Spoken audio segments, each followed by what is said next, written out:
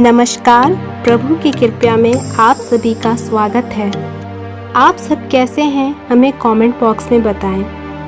यदि आपने हमारे चैनल को अभी तक सब्सक्राइब नहीं किया है तो सब्सक्राइब करना ना भूलें। तो चलिए आज मैं आपको एक बुजुर्ग महिला की कहानी सुनाने जा रही हूँ। एक बुजुर्ग महिला की मृत्यु हो गई। यमराज लेने आए। औरत ने यमराज से पूछा, आप मुझे स्वर्ग ले जाएंगे या नर्क? यमराज बोले, दोनों में से कहीं नहीं। तुमने इस जन्म में बहुत ही अच्छे कर्म किए हैं, इसलिए मैं तुम्हें प्रभु के धाम ले जा रहा हूँ।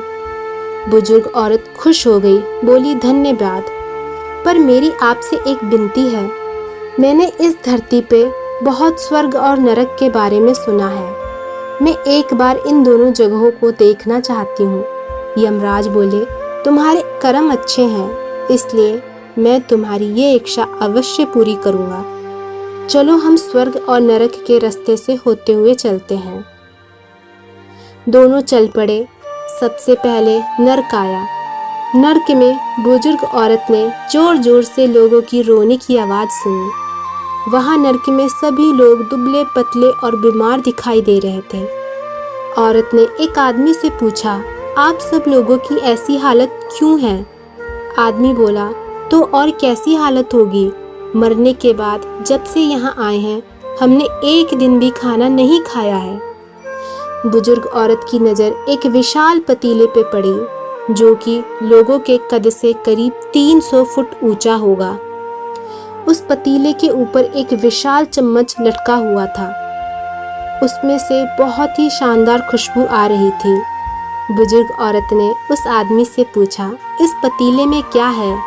आदमी मायूस होकर बोला, ये पतीला बहुत ही स्वादिष्ट खीर से हर समय भरा रहता है।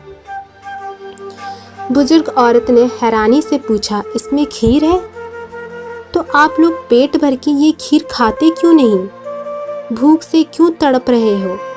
आदमी रो रो कर बोलने लगा, कैसे खाएं? ये पतीला 200 फीट ऊंचा है, हम में से कोई भी उस तक नहीं पहुंच पाता। बुजुर्ग औरत को उन पर तरस आ गया। सोचने लगी, बेचारे खीर का पतीला होते हुए भी भूख से बेहाल है। शायद ईश्वर ने इन्हें यही दंड दिया है। यमराज बुजुर्ग औरत से बोला, चलो हमें देर हो रही है। दोनों चल पड़े। कुछ दूर जाने पर स्वर्ग आया। वहाँ पर बुजुर्ग औरत को सबकी हंसने खिलखिलाने की आवाज़ सुनाई दी। सब लोग बहुत खुश दिखाई दे रहे थे। उनको खुशी देखकर बुजुर्ग औरत भी बहुत खुश हुई। वह बुजुर्ग औरत की नज़र वैसे ही 200 फीट ऊंचे पतीले पर पड़ी जैसे नरक में पड़ी थी।